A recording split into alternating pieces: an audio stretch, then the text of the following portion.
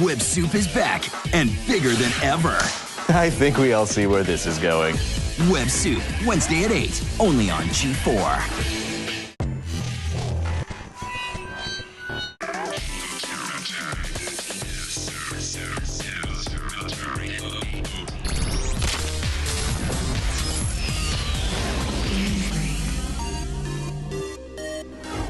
I think they cut off my spoiler. Yeah. Please welcome back X-Plays Morgan Webb!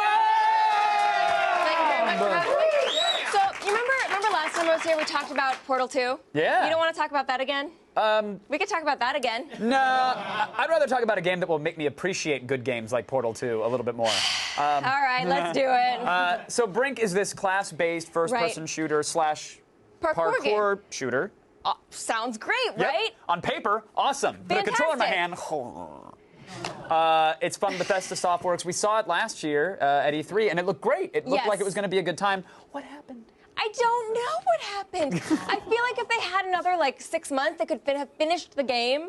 But I don't even know where to start because there's so many little things wrong with the game. You can't at first figure out why you're having such a miserable time. Right. You know you're not enjoying it. You just don't get why at first. Exactly. And then the picture becomes clear. Team-based shooters, awesome. They've been done before. They shouldn't be reinventing the genre. Parkour games, we've had those too, not reinventing the genre. Yet somehow none of the elements actually function. Right, and they don't add up to a compelling experience. Let's talk about the whole thing was the story. That you two warring factions over some arc.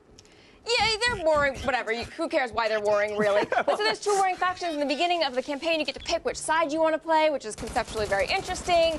And then you start to play, and you realize that you kind of move like molasses. Yeah. The guns are all completely the same. There's no reason to be anything but a medic, because you can heal yourself and revive people. Right. And the grenades parkour elements don't work the way you want the grenades to work. You throw them, and then they explode immediately, and they just knock a guy over. They don't even kill him.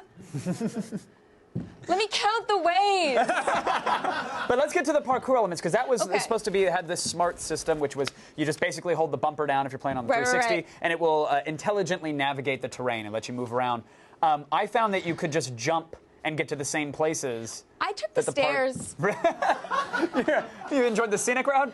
No, because levels were not designed for parkour at all. Yeah, they weren't taking advantage of it. And you would forget that there was parkour in the game until you saw a bot climb up the wall, and you're like, oh, I guess I could do that and get up there that way. But I just tended to take the stairs. Yeah. Because it didn't work quite right. Also, first-person parkour, as we learned from Mirror's Edge, doesn't really work that well. Right, it's kind of confusing. You can never really figure out if you can get up somewhere or not get up somewhere. It's just not... that is the sound of a satisfied gamer. That is a sad panda sound right there. Let's talk about the classes, though, because you did mention everybody should play a medic where you can sort of buff your health and buff your teammates and whatnot. There are 4 playable classes to choose from. Yeah, there's the standards: engineer. I'm like medic because I always played medic. Right. There's medic, the soldier as well. I think there's like a recon class or a scout class that can spot mines and stuff. Yeah. Operative. So basically, what you have to do is they'll give you an objective, and somebody on the team needs to be of that class in order to complete the objective.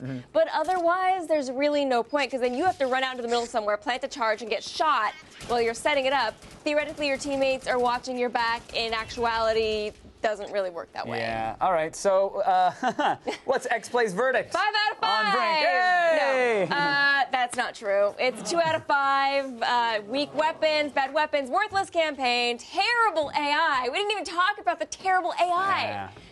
Well, we were too busy bashing every other aspect of this game.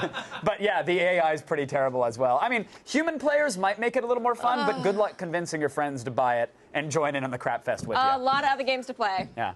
Morgan Webb, ladies and gentlemen. Hey, you know what?